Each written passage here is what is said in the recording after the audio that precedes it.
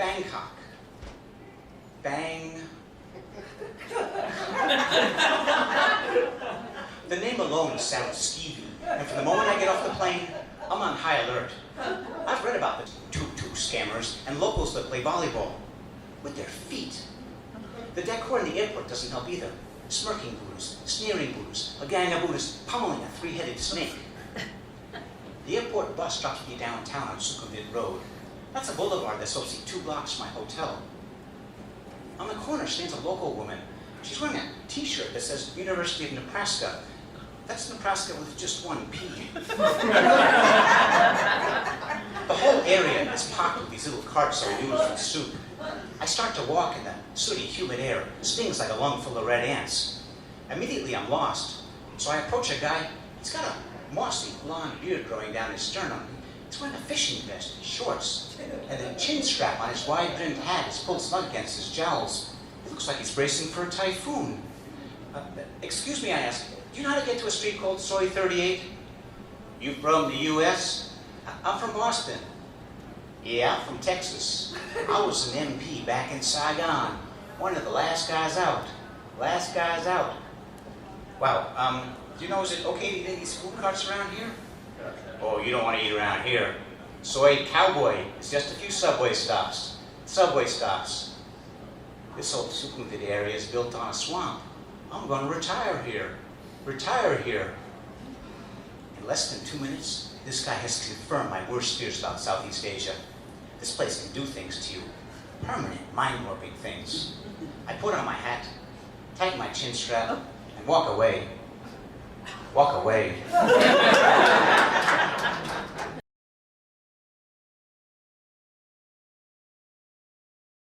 Cholera, plague, Japanese encephalitis, typhoid, typhus, trench fever, yellow fever, dengue fever, diphtheria, dysentery. That's just a sampling of what I could face on an upcoming 4-month solo trip around the world. This is a slide from the U.S. Center for Disease Control's website, and it's a map of the diarrhea hotspots around the world. The hotspots are red, and the trajectory of my trip is in black, and as you can see, I was going to be hitting all of the hotspots. But there was something that concerned me even more. Guinea worm disease. Anyone familiar with this?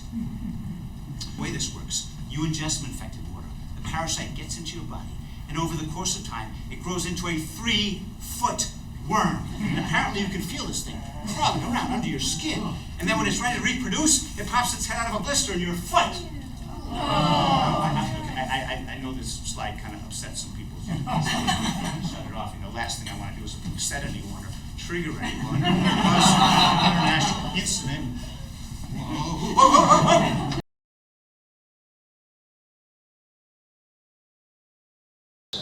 In my 20s, I hitchhiked out to California, went right to the beach, and 3 hours later, I was sunburned. And this was not a cute little pink New England-style sunburn. This was the real deal. I developed huge blisters on my legs that would slosh around when I walked. A couple nights later, I felt worse rather than better, so I got back out on the road and started hitching home. The first car that stopped was a little red Volkswagen Carmen Ghia. The driver had long blonde hair and a beautiful face like Sharon Stone. I got in. He glanced at my legs and said, "That doesn't look good. Why don't you stay with me and my girlfriend for a couple nights?" Go back to his place, girlfriend makes dinner, goes to bed. Then he takes out some beer, and then he takes out some weed. We party for an hour, and I think to myself, hey, this guy's okay. He's sharing his house, he's sharing his food, and he's sharing his party supplies. So I take out a little bottle of Percodan. Now, Percodan was a prescription painkiller known to induce feelings of well-being and camaraderie. Next day, he goes to work, I sit on the couch and watch TV, and the day he comes home, no sign of the girlfriend. After dinner, he takes out the beer, he takes out the weed, and I take out the Percodan, which is known to induce feelings of well-being and camaraderie. After an hour, he says to me, "Have you ever been to a gay bar?" Take another hit of beer, another hit of weed. I think to myself, I think he's daring me. So at the bar, guys are checking me out, buying me drinks, and I think to myself, this is what it must be like to be a hot chick.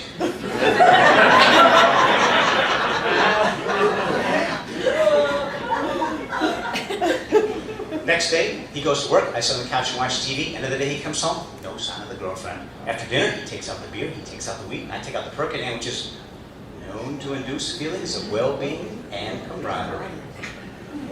After an hour, he says to me, you know, that couch must be kind of uncomfortable. Why don't you stay in my bed with me? Take another hit of beer, another hit of weed, think to myself, I think he's daring me. So we go into his room, and that bed is the size of a swimming pool. I look at his long blonde hair and his beautiful Sharon Stone face. And I look back at the bed, and I notice that the sheets are all kind of bunched up and sprinkled with little white crusty stains. And I think to myself, you know, if I sleep in that bed, I could wake up tomorrow all bunched up and sprinkled with little white crusty stains. So I say to him, you know, my sunburn's still kind of bad. I got these blisters that are sloshing around. Probably better if I stay on the couch. Next day, he goes to work. I sit on the couch and watch TV. Another day he comes home, no sign of the girlfriend. After dinner, he takes out the beer, he takes out the wheat, and I take out the Percodan, which is known to induce feelings of well-being and camaraderie. After an hour, after 2 hours, after 3 hours, no mention of gay bars, no mention of sleeping in his bed. This continues for 2 more nights. My sunburn's still not getting any better. Got these blisters that are sloshing around when I walk. So finally, he comes home with a plane ticket. I didn't know it, but the guy was a travel agent. So the next day, he takes me to the airport, and the gate attendant meets us. He says, Mr. Ross, I understand you're not feeling very well. We're going to put you in first class. So I look at Mr. Sharon Stone with his long blonde hair and his beautiful face. I give him a hug. I give him a kiss on the lips. And I give him my Percodan.